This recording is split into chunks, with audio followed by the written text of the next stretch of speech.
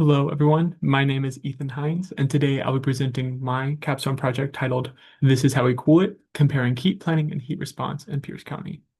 So let's start with a bit of background about my project. So not many people know that extreme heat is actually the deadliest weather-related event in the United States. And unfortunately, it is getting worse due to climate change. So local governments are our front line in all disaster response, and this includes extreme heat. But in extreme heat, there is an institutional divide between the long-term heat planning and short-term heat response, and I'll get more into this distinction in a moment. Thus, this project explores how the divide between heat planners and responders emerges, and how this divide can be bridged through collaboration. So, heat planning is focused on the long-term thermal comfort of a community.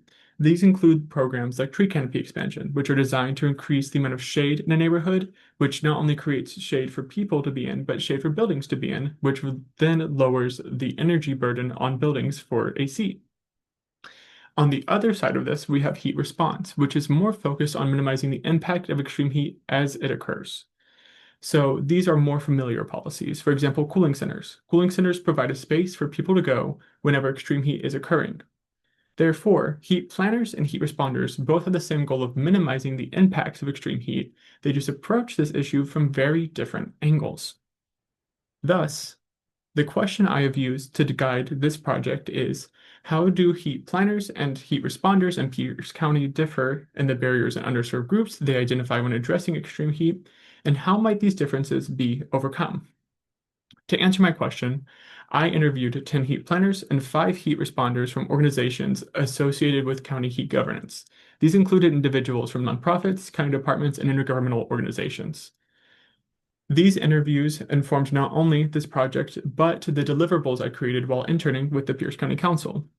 These deliverables included a set of policy recommendations on extreme heat, as well as a draft extreme heat mitigation plan for the county. I want to emphasize that all the people I interviewed for this project wear multiple hats. No one I interviewed would identify themselves as just being a heat planner or just a heat responder. Thus, I made an effort to interview individuals from many different organizations to capture a full view of the different approaches to extreme heat in Pierce County. So now I'm going to move a bit into discussing my results from these interviews. So first, planners most commonly identified their barriers as being the gaps between the outlined goals and their functional plans and the policy tools available to them, and a lack of fine-grained information to inform policy as their main barriers to their work. On the other hand, responders most commonly identified a lack of flexible funding and difficult aligning cities on best available science as their main barriers. Then, for underserved groups, planners most commonly identified outdoor workers and non-English speakers as being underserved, while responders most commonly identified unhoused individuals and those without access to the internet as their main underserved groups. So this tells us that both of these groups are bound by the mandates of their roles. Planners recognize that funding could create issues for heat response, but their mandate is focused on plan implementation. At the same time, responders recognize that outdoor workers are a vulnerable group during extreme heat, but their mandate is largely concerned with addressing unhoused individuals during extreme heat, because in Pierce County, the largest vulnerable population is unhoused individuals. Thus, both of these groups are bounded by what their roles tell them that they can and should do. Therefore, different mandates create different priorities, which creates the opportunity for gaps in governance if there is no structure for iteration.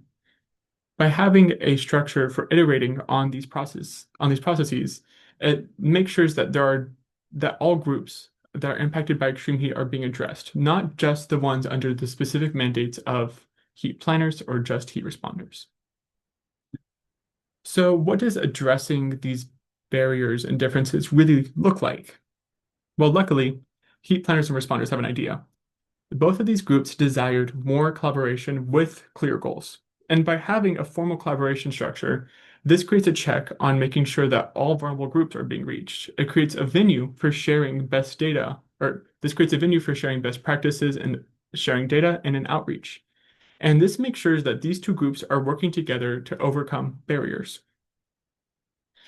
Therefore, Pierce County's heat mitigation plan should include clear leadership for both heat planners and heat responders, recurring meetings between planners and responders, data sharing between these two groups, and flexible funding for both of these groups.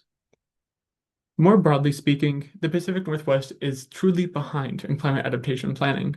So we must take a holistic approach to climate hazards, including extreme heat, so that no communities are left behind in the new climate that we have created.